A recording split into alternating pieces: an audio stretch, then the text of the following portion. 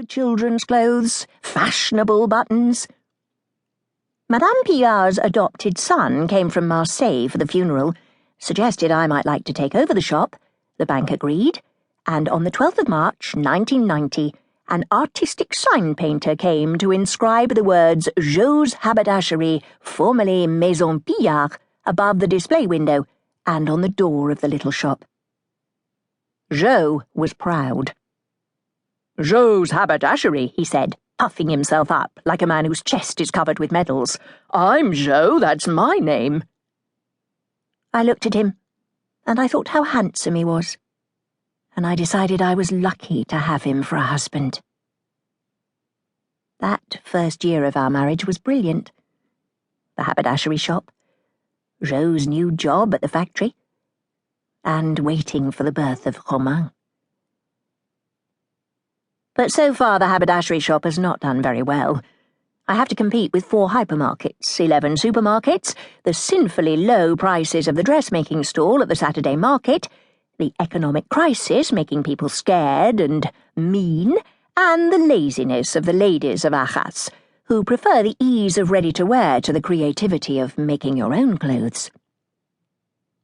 In September, customers come to order name tapes to be sewn or ironed onto school uniforms, and they buy a few zip fasteners and needles and thread when they want to mend last year's clothes instead of buying new ones. Christmas is fancy dress time.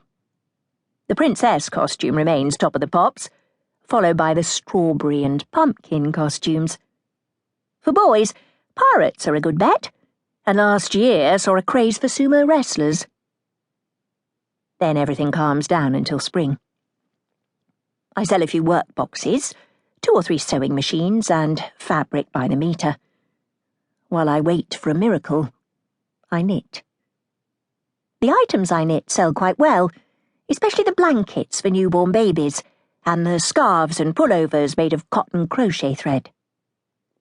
I close the shop between 12 and 2 and go home to have lunch on my own. Or sometimes, if it's fine, Danielle and Françoise and I have a sandwich at a table outside l'Estaminet or Café Lève on the Place des Héros. The twins are pretty. Of course I know they exploit me to set off their small waists, long legs, and clear, dough-like, deliciously startled eyes. They smile at men lunching on their own, or with their partners. They simper. They sometimes coo. Their bodies cast out messages. Their sighs are bottles thrown into the sea. And sometimes a man picks up one of those bottles and there's just time for a cup of coffee, a whispered promise, disillusionment. Men have so little imagination. After that, we go back to reopen our shops. It's always then, on the way back, that our lies rise to the surface once more.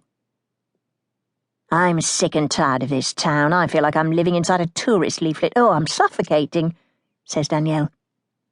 "This time next year I'll be far away in the sun. I'll have a breast job." "If I had money," adds Françoise, "I'd give up all this overnight, just like that." "What would you do, Jo?" "I'd be beautiful and slender, and no one would lie to me. I wouldn't even lie to myself." But I don't say anything. I simply smile at the pretty twins. I simply lie. When none of us has any customers, they're always offering me a manicure or a blow-dry or a facial or a nice chat, as they call it. Meanwhile, I knit them berets and gloves that they never wear. Thanks to them, I may be plump, but I'm also well-groomed and manicured.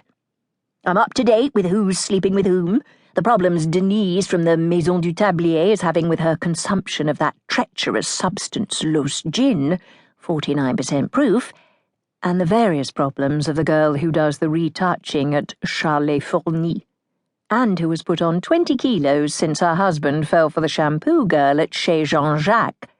And all 3 of us have the impression that we are the most important people in the world. Well, in Arras. In our street, anyway.